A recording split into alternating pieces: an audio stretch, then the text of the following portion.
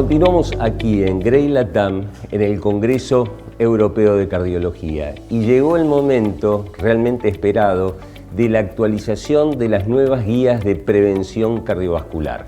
El doctor Alberto Lorenzati analiza los aspectos más relevantes. Gracias, Ricardo. Nos vamos a referir entonces a las nuevas guías de prevención cardiovascular de la Sociedad Europea de Cardiología presentadas recientemente y de manera simultánea publicadas en el European Heart Journal, donde está, por supuesto, libre para que ustedes puedan bajarla y analizarla pormenorizadamente. Nosotros vamos a referirnos a los aspectos principales. Es una guía muy completa, muy extensa, con muchos apartados y capítulos. Tengan en cuenta que tiene más de 50 recomendaciones específicas, nuevas o revisadas respecto de la guía anterior de 2013. Por eso, insisto, este video tiene el objetivo de hacer una rápida actualización de los puntos más salientes. Podríamos decir que es una guía única para atención primaria y para prevención secundaria, enfocada en la práctica clínica, con directrices de prevención de enfermedad cardiovascular más personalizadas. Este es un punto a destacar. Las recomendaciones no solamente están planteadas a nivel individual, sino también a nivel poblacional. A nivel individual, enfocadas en pacientes aparentemente sanos, en pacientes con enfermedad cardiovascular establecida, en individuos con diabetes, hipercolesterolemia familiar y también con enfermedad renal crónica. A nivel poblacional, se refiere a políticas de salud pública, intervenciones y el medio ambiente. Los objetivos LDL, presión arterial, glucemia, se mantienen sin cambio en comparación a las guías respectivas para cada una de estas entidades, pero se introduce un enfoque gradual para la intensificación de tratamientos teniendo en cuenta beneficios, otras afecciones, factores psicosociales y la preferencia de los pacientes. El paso 1 consiste en objetivos generales de prevención cardiovascular y el paso 2 en objetivos de prevención e intensificación del tratamiento en función del riesgo a 10 años.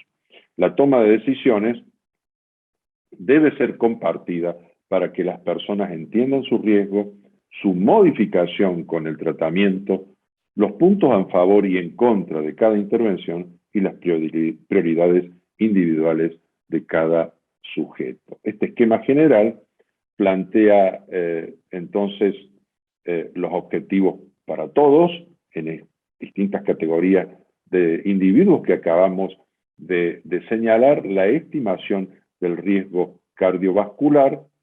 Aquí hay que tener en cuenta modificadores de riesgo a los cuales nos vamos a referir y comorbilidades, la discusión informada con el paciente, el tratamiento personalizado, las decisiones de tratamiento personalizadas y las intervenciones y objetivos individuales en estilo de vida, en control del peso, actividad física, factores psicosociales, control de factores de riesgo como lípidos, presión arterial sanguínea, diabetes, la necesidad o no de tratamiento antitrombótico y los tratamientos para las comorbilidades. Todo esto sin dejar de considerar intervenciones a nivel poblacional, sobre todo a nivel de actividad física, dieta, consumo de alcohol, cesación tabáquica a nivel poblacional y alertas o recomendaciones respecto a cambios climáticos y polución ambiental.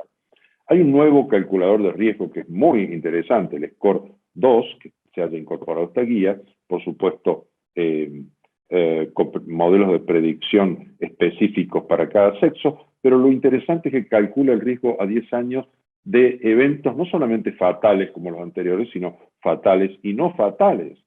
Por ejemplo, y para las 4 regiones de riesgo en este caso de Europa, desde bajo riesgo, que sería España, hasta el muy alto riesgo, que sería, por ejemplo, la Unión Soviética. Un sujeto varón, a modo de ejemplo, de 50 años, que fume, que tenga una sistólica de 140, un colesterol de alrededor de 200 total, y un HDL de alrededor de 50, en un país de bajo riesgo como España, el score es 5.9, y en uno de muy alto riesgo es más del doble, 14. Eso es lo interesante de este nuevo score, que también tiene un score específico para individuos de más de 70 años. Ustedes ven aquí en la gráfica las distintas regiones europeas con los distintos colores que hacen al riesgo, desde el rojo muy alto, anaranjado alto, moderado el amarillo y bajo riesgo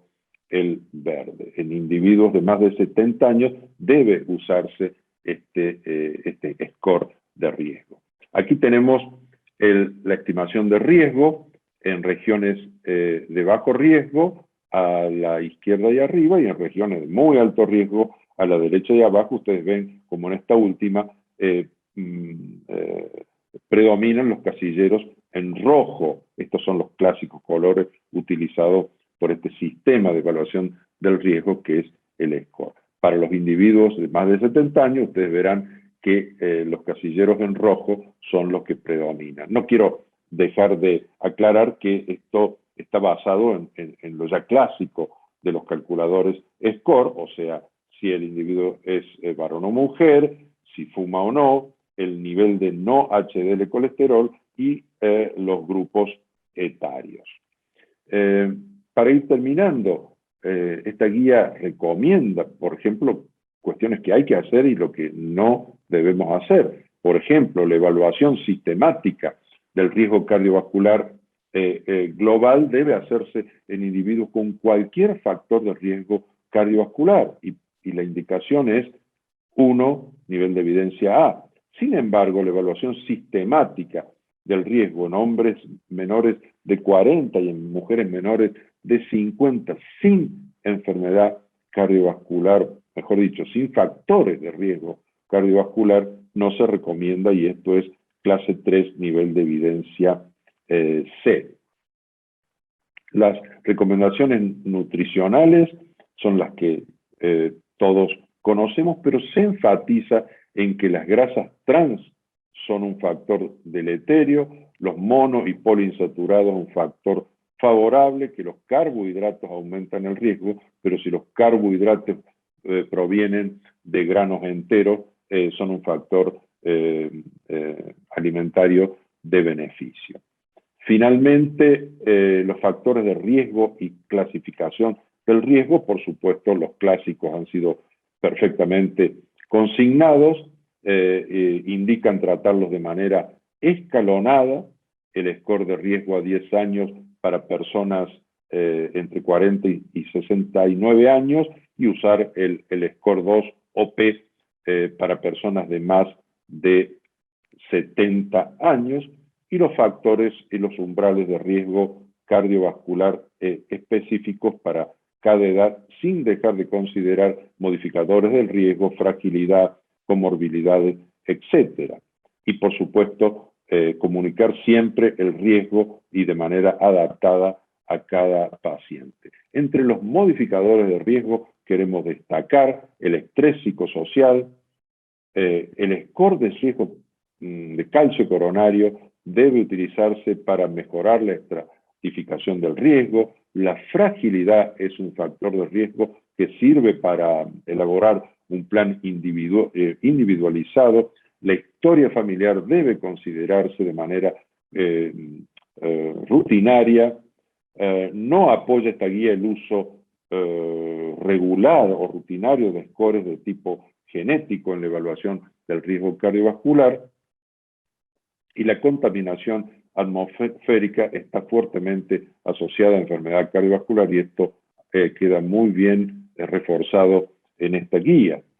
También plantea la guía que biomarcadores circulantes no deberían medirse de manera rutinaria. Esto podría ser, por ejemplo, proteína C reactiva ultrasensible, y la evaluación del riesgo cardiovascular en personas con obesidad debe ser, sí, hecha de manera rutinaria. Bueno, esperamos que este video les haya sido de utilidad y despertado interés por leer la guía de manera completa, porque creemos que realmente vale la pena, está muy bien diseñada, y de ese modo podemos, si tenemos todos los puntos para poder hacer una excelente prevención cardiovascular en nuestros países.